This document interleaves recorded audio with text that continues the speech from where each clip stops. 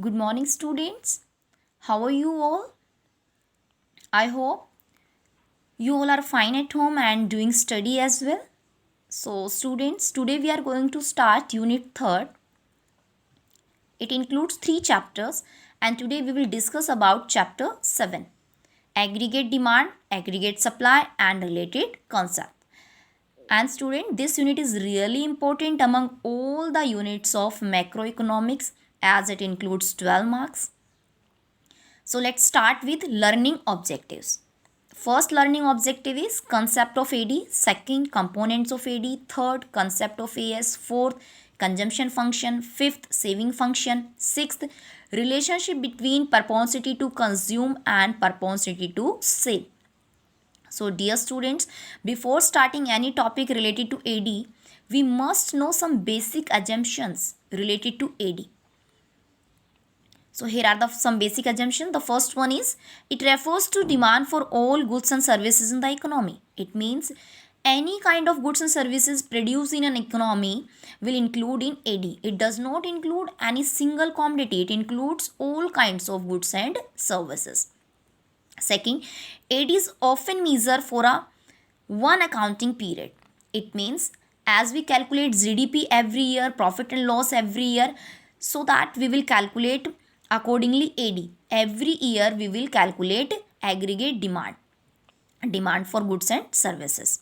So it is generally calculated for one accounting period. Next one, third one is AD is a flow concept. As you all earlier studies in chapter 2nd, that stock means to measure the commodity at a point of time.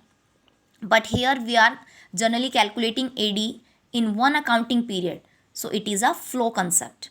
Next is AD positively related with income. As you all know, as our income increases, demand for goods and services also increase, or as our income decreases, our demand for goods and services also decreases. So there is a positive relation between income and aggregate demand. Fifth one, aggregate demand negatively related with journal price level. In the 11th class, we studies law of demand. As price increases, demand for goods and services decreases. As price decreases, the demand for the goods and services increases. So like that, general price level when increase, aggregate demand for goods and services will decrease, or as general price level decrease, demand for goods and services will increase. So there is a negative relation between general price level and aggregate demand. Next is it does not include physical quantities of goods and services. It means it does not include counting of goods and services, that how many goods and services we produce in lakhs, in tons. It includes only total expenditure on the goods and services.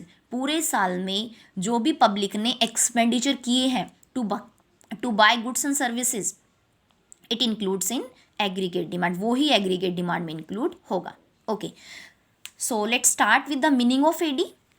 AD is the sum total of expenditure that the people plan to incur on the purchase of goods and services produced in the economy in one accounting period, corresponding to their different level of income. It means AD में total expenditure include होगा that people are going to plan, जो लोग plan कर रहे हैं for the one accounting period, जो उन्हें एक साल में करना है, और it is related to corresponding their different level of income. सबकी इनकम अब अलग अलग है, तो it is related to different level of income. तो I hope you understand the meaning of AD.